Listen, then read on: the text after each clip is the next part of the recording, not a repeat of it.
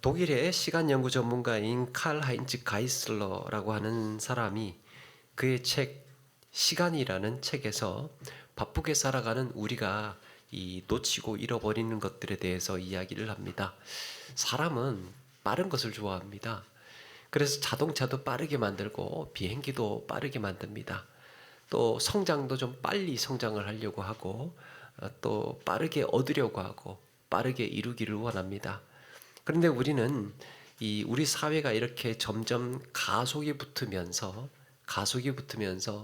섬세함을 잃어버리고 또 부드러움을 놓치고 깊이 생각하는 이 깊은 생각을 건너뛰게 한다고 합니다. 그러면서 하는 말이 시간에 구멍을 내라. 서두르지 말라. 서두르기 때문에 늦는 거다. 왜 그렇습니까? 중요한 것을 빠뜨리기 때문입니다. 오늘 말씀의 사울도 시간에 쫓기다가 조급하고 절박한 나머지 중요한 것을 놓쳐버렸습니다. 그가 부득이하게 놓친 것은 무엇인가 함께 나누려고 합니다. 사울이 이스라엘의 왕이 된 지 이듬해에 블레셋과 크게 부딪히는 일이 벌어집니다. 이스라엘은 본래 이 군대가 없는 나라입니다. 그래서 그동안 전쟁이라고 일어나면 농사 짓던 사람들이 쫓아오고 또 가축을 치던 사람들이 그때그때 모여서 싸우는 형태였습니다. 그런데 이제 사울이 왕이 되고 난 후에 상비군이 만들어집니다.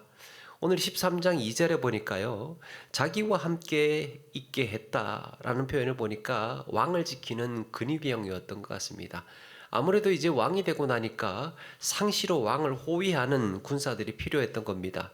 이런 병사들이 이제 3,000명이 있었는데 2,000명은 자기와 함께 있게 하고 또 나머지 1,000명은 요나단이 지휘를 하면서 블레셋을 경계하게 합니다. 그런데 이제 어느 날 이 요나단이 게바라고 하는 곳에 있는 블레셋의 수비대를 공격합니다. 4절에는 또 사울이 블레셋 사람들의 수비대를 쳤다라고 하는 걸 보니까 이 요나단이 블레셋 수비대를 공격했는데 나중에는 사울이 이 일을 했다라는 걸 보니까 아마도 이 일을 사울이 명령을 했거나 그 배후에서 사울이 이 지휘를 했던 것으로 보입니다. 아니 왜 밑도 끝도 없이 사울이 블레셋 이 요나단을 시켜서 블레셋을 쳤을까?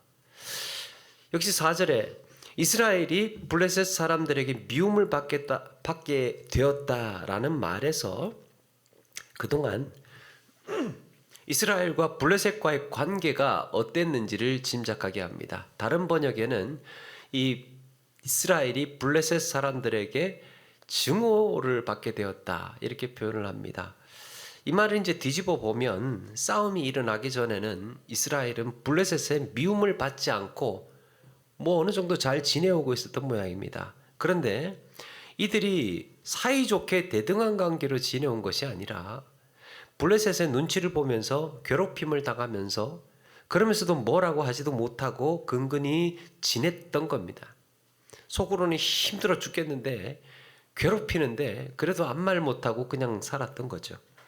그도 그럴 것이 블레셋 수비대가 게바에 있었다고 했는데요.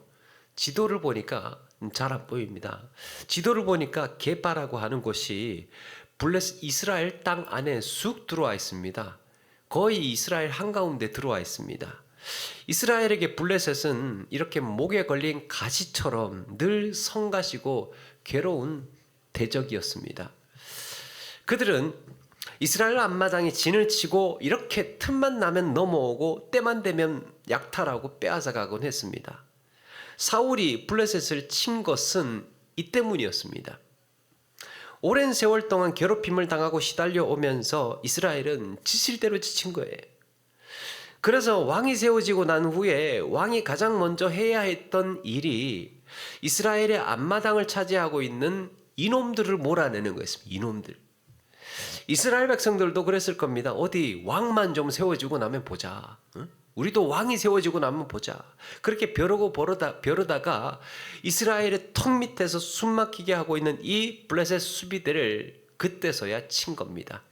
사울이 왕이 되고 난 다음 해에 잘 준비를 해서 작전을 세웠던 거죠. 그런데 블레셋 사람 중에 누군가가 거기에서 도망을 쳐서 블레셋에 알리게 됩니다. 그리고 이 사실이 블레셋에 알려졌다는 것을 사울도 이제 인지를 하게 됩니다. 처음에는 게바에 있는 블레셋 수비대만을 쳐서 몰아낼 생각이었던 것 같은데 이제는 온 블레셋에 알려졌으니 일이 커지게 된 겁니다. 그래서 어떻게 합니까? 사울이 나팔을 불어서 온 이스라엘에 이 상황을 알립니다. 이제 전령들을 보내는 거죠. 그래서 이제 이스라엘 곳곳에 가서 나팔을 불게 합니다. 나팔을 분다는 것은 싸움이 일어났다는 얘기예요. 전쟁이 일어났다는 소식이었습니다. 그래서 그 소식을 듣고 그 메시지를 듣고 이스라엘 사람들이 길갈에 있는 사울에게로 급히 이제 달려오게 된 겁니다. 여기서 우리가 주목할 표현이 한 가지 있습니다. 제가 읽지는 않았지만 4절에 보면 4절에 사울이 백성을 소집한다는 소식을 듣고 그 백성이 길갈로 모여 사울을 따르니라 라고 했습니다. 이때 이 길갈로 모였다라는 단어가요, 자크라는 단어인데요. 그런데 이게 이제 능동으로 쓰이면 부르짖다가 됩니다. 부르짖다. 그것도 간절하면서 우러나오는 그런 부르짖음을 말할 때 자크라는 말을 씁니다. 자, 그런데 수동으로 쓰이면 모이다가 됩니다. 모이다. 부르다와 모이다. 그러니까 불렀으니까 모였겠죠. 이스라엘 백성들은 사울의 부름을 받아서 모였던 겁니다. 근데 이게 왜 의미가 있느냐? 이스라엘은 그동안 누구에게 부르짖어 왔습니까? 누구에게 부르짖어 왔습니까?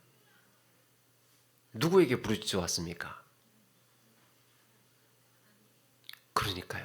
하나님에게. 하나님에게 부르짖어 왔습니다.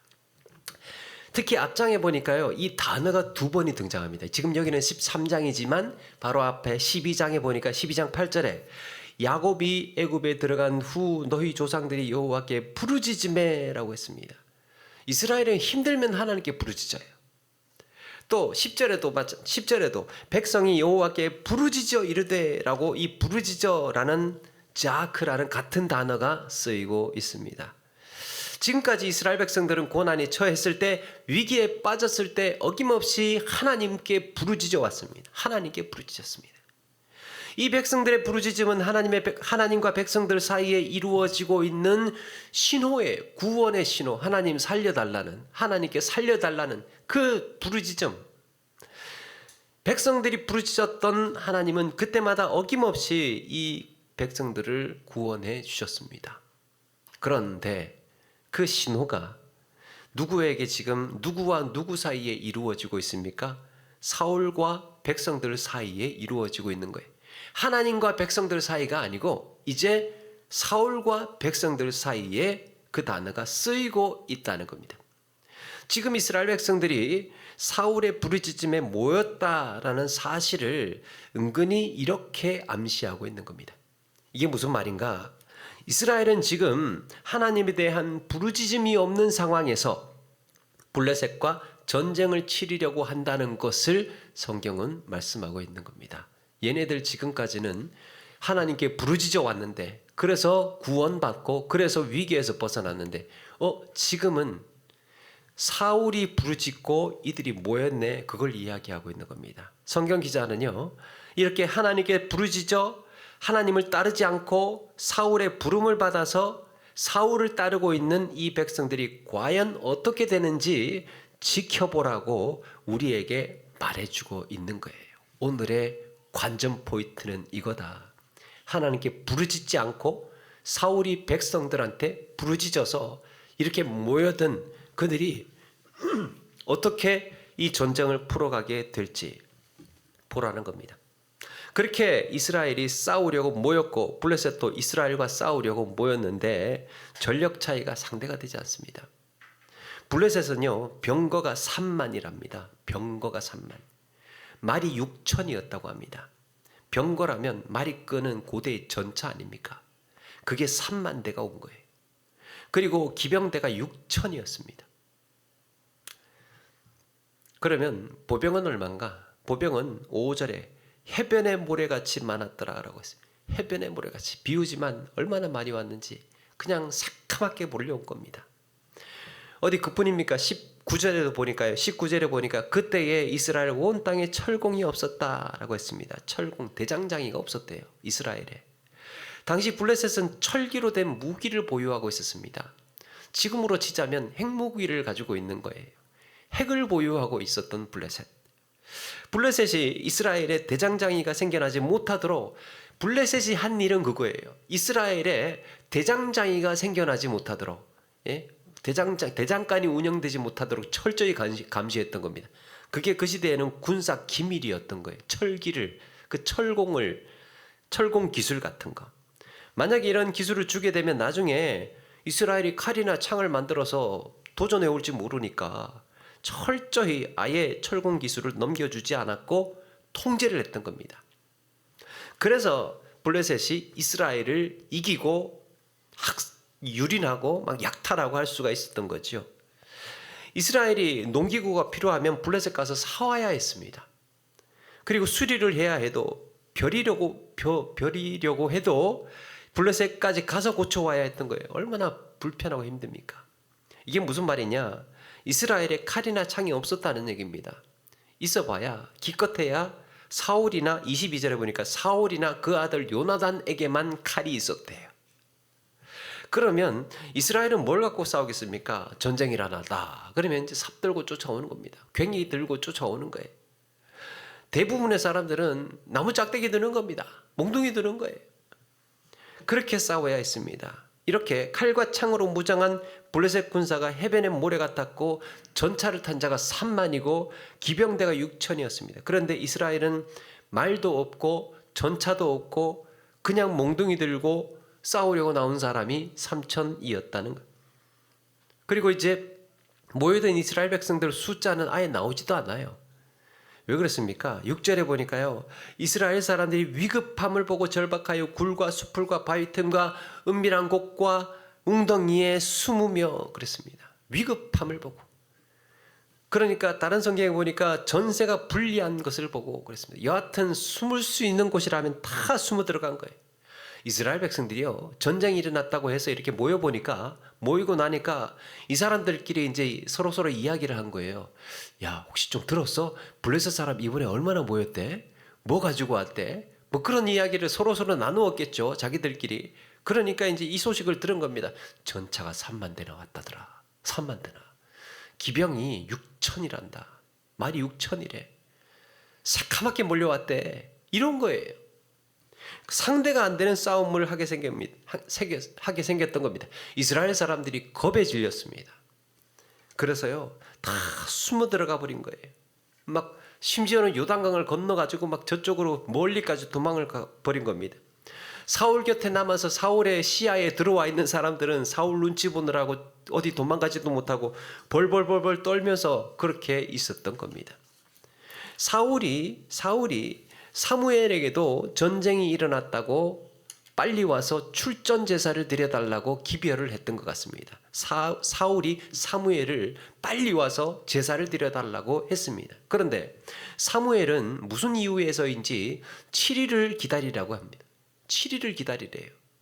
문제는 블레셋 군대가 지금 코앞에 밀어닥쳐 있다는 것이고 언제 전쟁이 벌어질지 모르는 긴급한 상황이었습니다. 그런데도 7일을 기다리래요.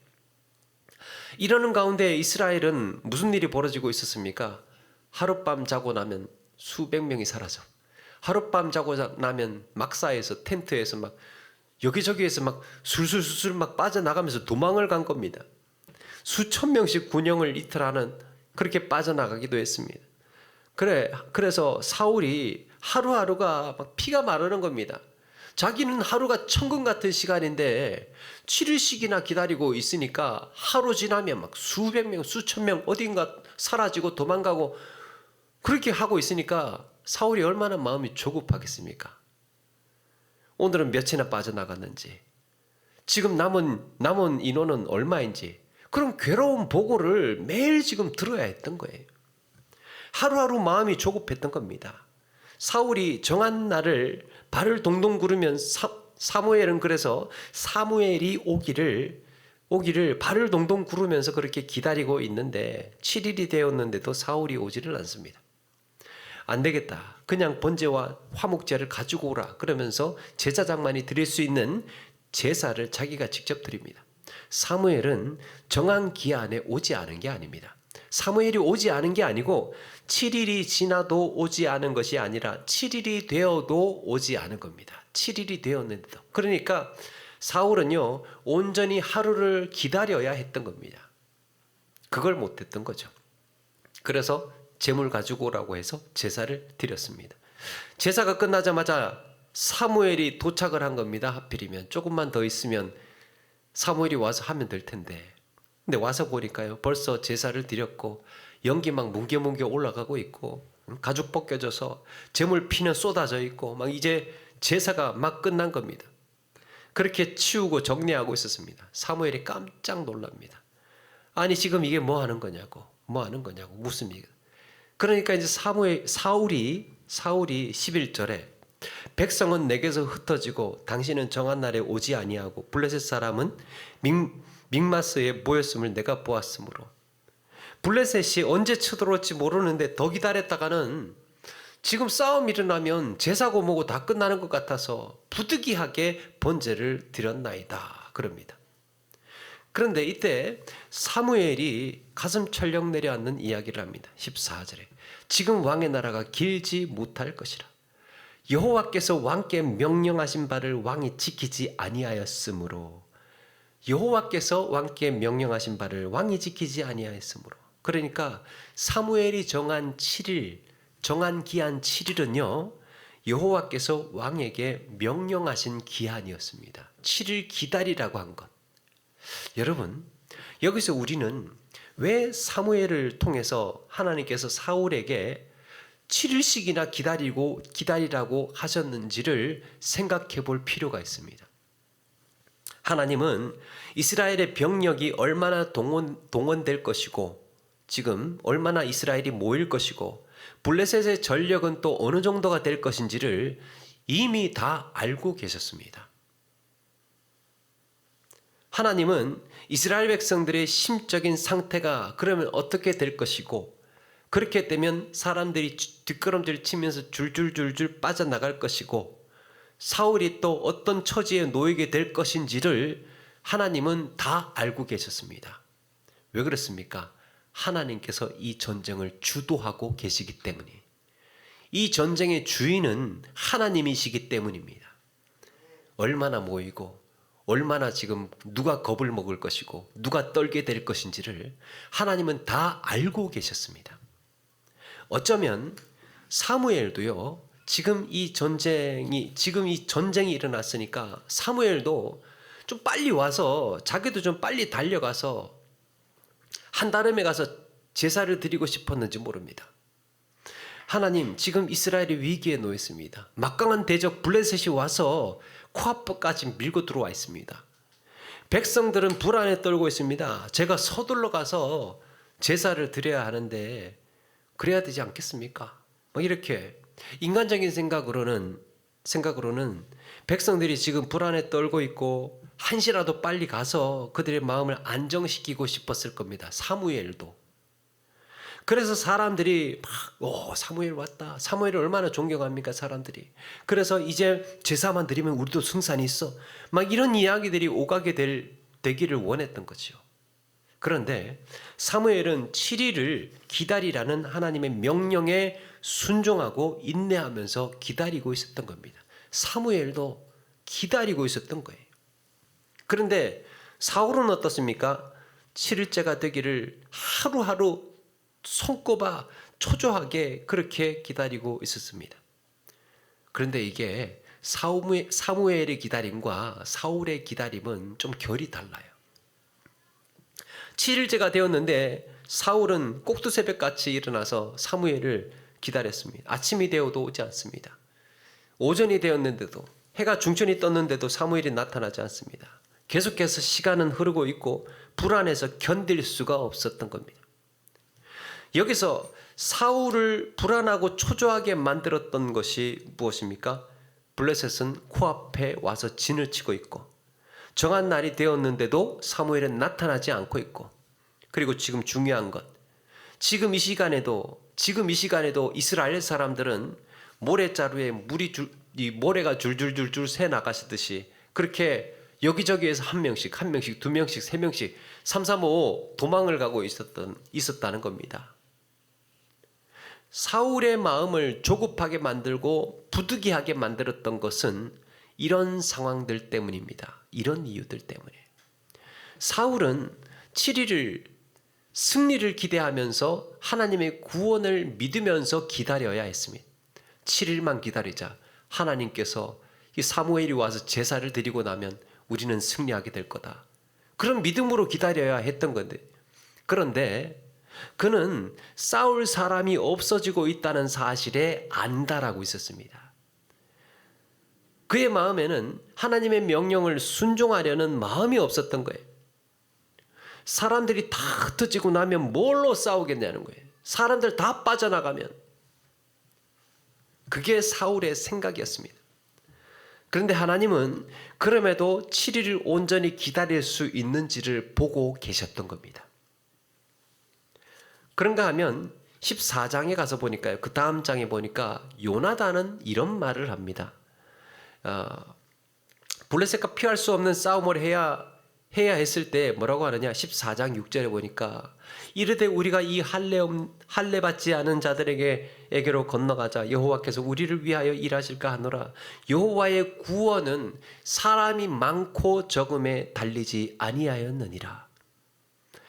그는 여호와께서 이 싸움을 이기게 하실 줄로 믿었습니다. 그리고 수적으로 완전히 불리한 상황에서 블레셋 사람들과 싸워서 이기게 됩니다. 이 소식이 블레셋 진영에 전해지고 이런 반응이 일어납니다. 15절. 들에 있는 진영과 모든 백성들이 공포에 떨었고 부대와 노략군들도 떨었으며 땅도 진동하였으니 이는 큰 떨림이었더라. 하나님을 믿고 하나님의 구원을 의지하고 나아갔던 이 행동, 이 승리로 인해서 이제는 블레셋이 떨리기 시작을 하는 겁니다. 하나님께 부르짖지 않고 하나님의 약속을 신뢰하지 않았던 사울과 이스라엘 사람들은 블레셋이 얼마가 모였는지가 중요했고 그들이 무슨 무기를 들고 왔는지가 중요했던 겁니다. 사울은. 그런데 하나님의 요구는 이렇게 부득이한 상황에서도 나를 끝까지 믿겠느냐, 나에게 맡길 수 있겠느냐 묻고 계셨던 겁니다.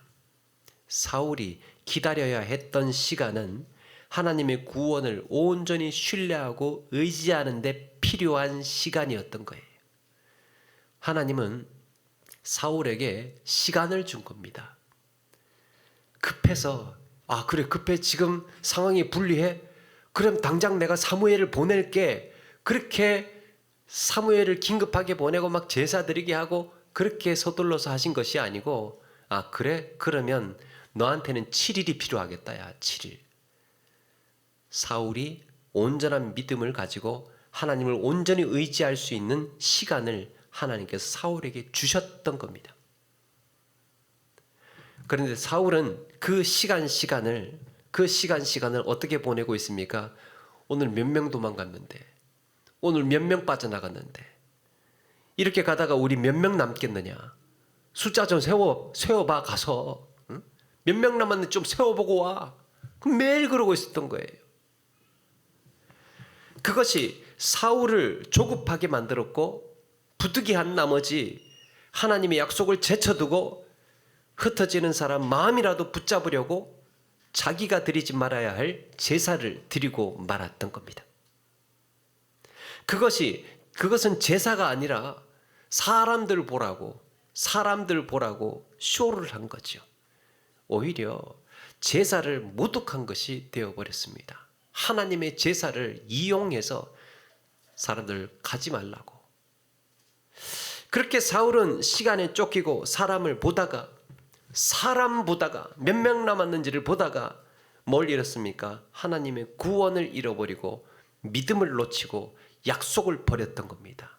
사람 숫자 세고 있고 몇 명 남았는지를 보고 있다가. 여러분, 내 삶의 부득이함은 무엇입니까? 나에게 부득이한 것. 시간에 쫓기고 컨디션이 부득이하고 경제적으로 부득이하고 내가 집착하고 그래서 내가 놓치지 못하고 있는 것 때문에 정작 내가 붙들어야 하는 것, 내가 잃어버리지 말아야 하는 것들을 놓치고 살고 있지는 않는가 돌아보게 됩니다.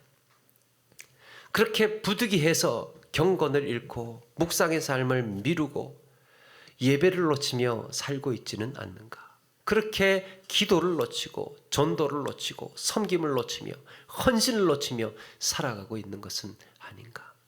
부득이해서. 빌 하이빌스 목사의 너무 바빠서 기도합니다 라는 책에는 아무리 바빠도 기도를 생략할 수 없다고 강조하고 있습니다.